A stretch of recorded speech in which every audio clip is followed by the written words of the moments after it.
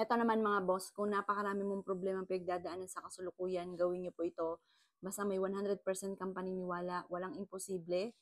Eto po gawin niyo tuwing umaga or sa umaga kapag parang gusto niyo mas mag-improve ang inyo pong kaperahan or kaya yung problema ninyo masolusyonan, gawin niyo po siya. Kumuha po kayo ng kandila, sindihan niyo po ito at mag-wish ka na magkaroon ka ng maraming pera at matupad lahat ang inyong mga pinapangarap. Maalis na mga problema niyong pinagdadaanan. Ganon ang pag-wish. Tapos, kumuha ka ng isang mangkok na hindi na ginagamit. Ito, babarang ko siya ng tubig na mayroon pong mga barya. Ito, kagaya po ng ganito. Hindi ako nagpapawala po yan. Swerte po yan. Ngayon, kapag ako'y magpapausok, ito naman yung ginagamit ko. Sinasalin ko po siya sa isang baso. Tapos, kumuha po kayo ng dahon ng laurel. Yan, lagyan nyo lang siyang ganyan. Tapos, kumuha ka ng isang malinis na papel at isulat lahat ang wishes po ninyo. At pagkatapos mga bossing, pag kayo po ay nakakuha na ng, yan, kapag nakakuha ka na ng papel, ang gagawin po ninyo, isusulat nyo dito lahat yung mga wishes po ninyo. Halimbawa, number 1,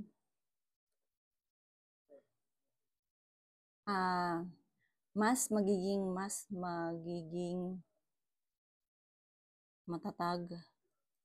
matatag ako at masusolusyonan na yunan ang mga problema. Ganyan. I-wish nyo na kung ano po ang gusto po ninyo. Halimbawa, 2, lalakas ang negosyo. Tapos 3, gagaling kami ng pamilya. Sample lang po ito sa mga karamdaman at magkakaroon ng mahabang buhay. Yan. Tapos, maaalis na lahat ng mga problema or kaya, yun na nga po, masusolusyonan ang mga problema. Ano pa ba? Malayo sa lahat ng taong hindi maganda ang intensyon sa aming pamilya. Mga ganyan. Basta bahala na po kayo. Yan ay base lang sa aking mga naririnig mga bossing ko na madalas naging biging problema. Ito yung ating dahon ng laurel. Ayan, huwag masyado munang madami.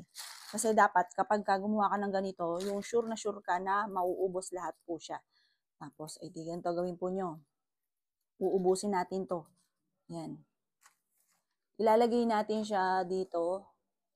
Tapos, magwi-wish na po tayo. Yan.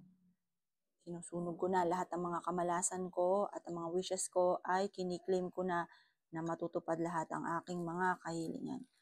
Matutupad lahat ang aking kahilingan, suswerte na ako, mawawala na lahat ang aking mga kamalasan.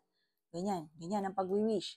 Pagkatapos, kiniklaim ko na lahat ang suswerte at lahat ng mga kamalasan ko ay maaalis na. Inaalis ko na lahat ang aking mga kamalasan at huwag ka na muling babalik pa. Kakaroon ako ng mahabang buhay at gagaling ako sa aking karamdaman. At ang aking anak na si Jovelyn ay magiging masaya na sa heaven. Yan. Kiniklaim ko na ang swerte. Yan, lahat ng mga boss ko, yayamat maging matagumpay, matutupad ang kanilang mga pinapangarap. Positive lang, i-claim na natin ang swerte. Kiniklaim ko na lahat ang swerte. Yan. Yan po mga boss, ganyan lang po ang gagawin po ninyo. Kailangan maubos ng maayos, lahat-lahat yung dahon ng laurel at maging abo po siya.